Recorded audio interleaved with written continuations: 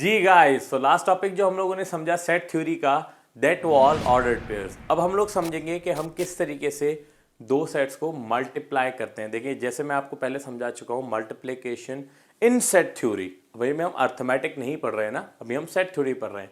तो set theory के अंदर मल्टीप्लिकेशन का जो नाम है, जो ऑपरेशन का, that is called the Cartesian product of sets.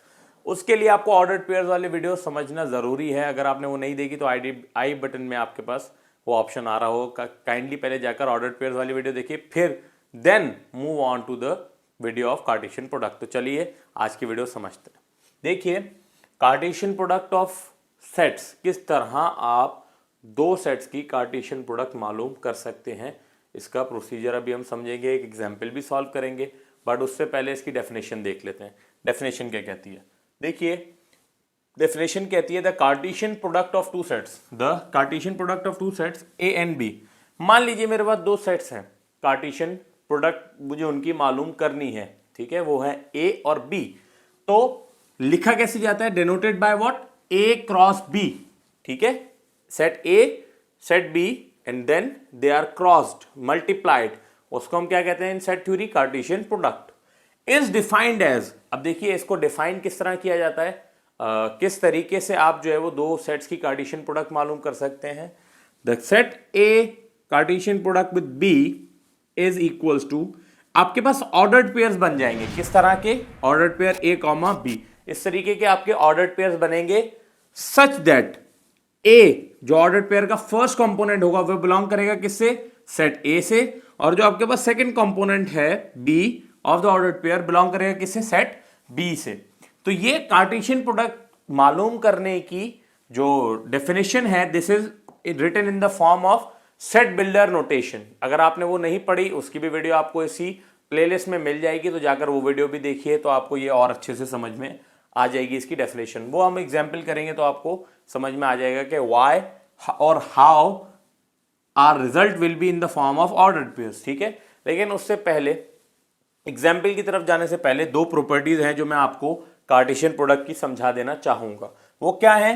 कहता है कि इफ ईदर ए और B is an empty set और are empty, then the Cartesian product will also be a null set और एम्प्टी सेट। वो कहता है कि अगर ए या बी क्या होगा? नल सेट होगा, तो जो आपका रिजल्टेंट सेट है वो क्या होगा? जो उसकी कार्टेशियन प्रोडक्ट आएगी उन दोनों सेट्स की, वो क्या होगी? नल सेट होगी। इसकी मैं आपको वजह समझाता हूं।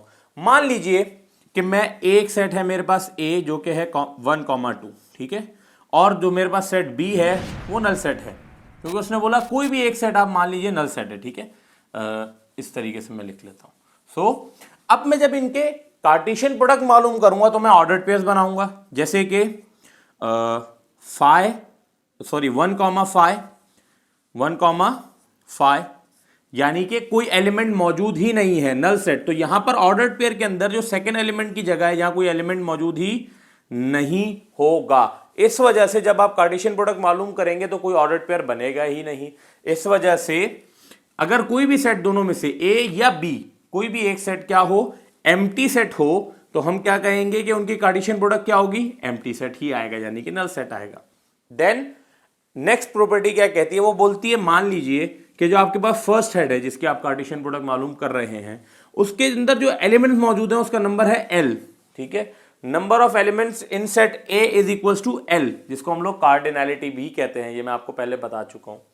एंड द कार्डिनैलिटी और the number of elements in set B are equal to M, the number of elements, यानी कि जितने एलिमेंट्स मौजूद हैं सेट बी के अंदर, उसको हम मान लेते हैं नंबर है एम। देन फिर जो मेंबर्स होंगे, यानी कि जो एलिमेंट्स होंगे ऑफ सेट, कार्टेशियन प्रोडक्ट उन दोनों सेट्स की, वो किसके बराबर होंगे? एल मल्टीप्लाइड बाय एम, ठीक है। ये दोनों प्रॉपर्टीज मैं अभी आपको यहां पर समझा देता हूं इस एग्जाम्पल के अंदर। अब मैंने यहां पर एक एग्जाम्पल लिया ताकि आपको मैं कार्टेशियन प्रोडक्ट एक्सप्लेन कर सकूं और अच्छे से एलेबरेट कर सकूं। तो हम इस एग्जाम्पल को सॉल्व करते हैं। वो ये कहता है कि मेरे पास एक सेट है, if A is equals to 1 2 3, अगर ए बराबर है सेट 1 2 3 के और बी बराबर है सेट ए बी सी के, बोलता है find what? The Cartesian product, ठीक है। तो अब इसके कार्टेशियन प्रोडक्ट मालूम करते हैं, ठीक है। तो ए क्रॉस बी किसके बराबर होगा?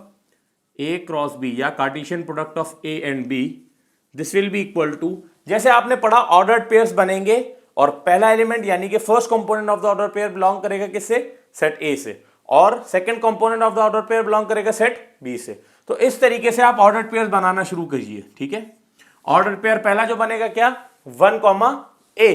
देखिए फर्स्ट बिलोंग करेगा, फर्स्ट एलिमेंट ऑर्डर पेयर का बिलोंग करेगा सेट ए से, और सेकंड एलिमेंट बिलोंग करेगा सेट बी से। तो 1, A पहला ऑर्डर पेयर बना। दूसरा ऑर्डर पेयर क्या बनेगा, देखिए 1, B, ठीक है। इसी तरह तीसरा ऑर्डर पेयर बनेगा 1, C, ओके।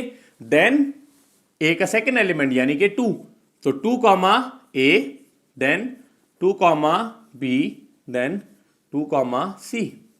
इसी तरह थर्ड एलिमेंट ऑफ A के मुनासबत से अगर आप ऑर्डर्ड पेयर्स बनाएंगे तो 3, A, 3, B, then 3, C, 3, C, ठीक है।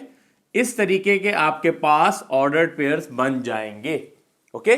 जिसमें पहला एलिमेंट देखिए, इन सब ऑर्डर्ड पेयर्स में पहला एलिमेंट कहां से बिलोंग करेगा, सेट ए से, और जो सेकंड एलिमेंट है यानी कि second component of the order pair यहां पर किससे बिलोंग करेगा, सेट बी से, ओके। अच्छा, जो ये स्टेटमेंट थी वो क्या कह रही थी, वो ये कह रही थी कि number of elements in A multiplied by number of elements in B will be equal to the number of elements in the Cartesian product of A and B.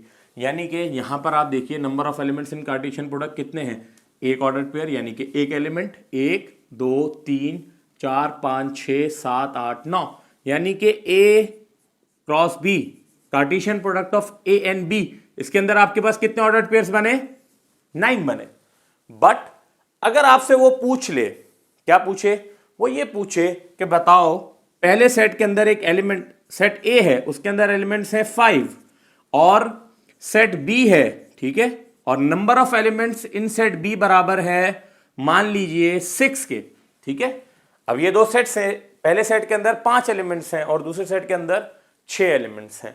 अब बोलेगा बताओ how many number of elements will be there, how many number of elements will be there in their Cartesian product. मतलब जब हम उनको Cartesian product उन दो sets की मालूम करें तो उसके अंदर कितने एलिमेंट्स होंगे। देखिए इसका फॉर्मूला क्या कहता है, number of elements in A into number of elements in B, यानी कि 5 मल्टीप्लाइड बाय 6 कितना आएगा आपके पास, number of elements in A cross B यानी Cartesian product of A and B कितना आया, 5 6 जा 30।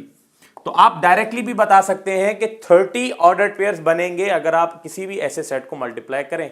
और आप यहां पर भी ये चीज चेक कर सकते हैं, देखिए ए के अंदर कितने एलिमेंट्स से, ए के अंदर एलिमेंट से 3, और बी के अंदर कितने एलिमेंट से, बी के अंदर भी 3 एलिमेंट से।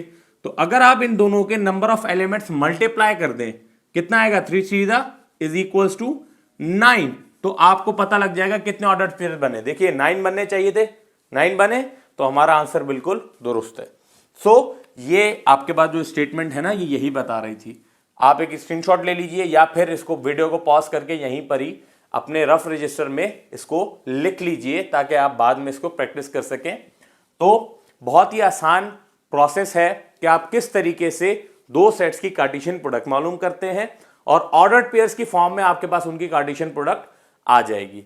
उम्मीद है आपको आज की वीडियो समझ में आई होगी। अगर आपको जहन में कोई भी सवाल मौजूद है इन वीडियो से रिलेटेड या कोई और मैथमेटिक्स साइंसेस से रिलेटेड, तो आप वो मुझसे कमेंट बॉक्स में पूछ सकते हैं। काइंडली मेरे चैनल को सब्सक्राइब करें, इस वीडियो को लाइक करें, और इजी पैसा का नंबर आपके पास यहां पर आ रहा होगा नीचे वीडियो में। अगर आप हमें सपोर्ट करना चाहते हैं और चाहते हैं कि हम जो है वो इस चैनल को और वक्त के साथ बेहतर करते रहें, तो हमें सपोर्ट कीजिए। You can send money into our Easypaisa account और जैज अकाउंट, दोनों एक ही नंबर पे बने हुए हैं। आपका अपना Ahmad Khan from the channel tutor and mentor signing off. Thank you, खुदा हाफिज।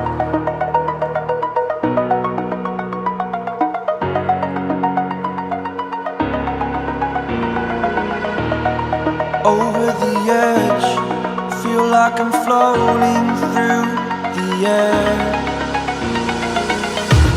The pain I felt is pain.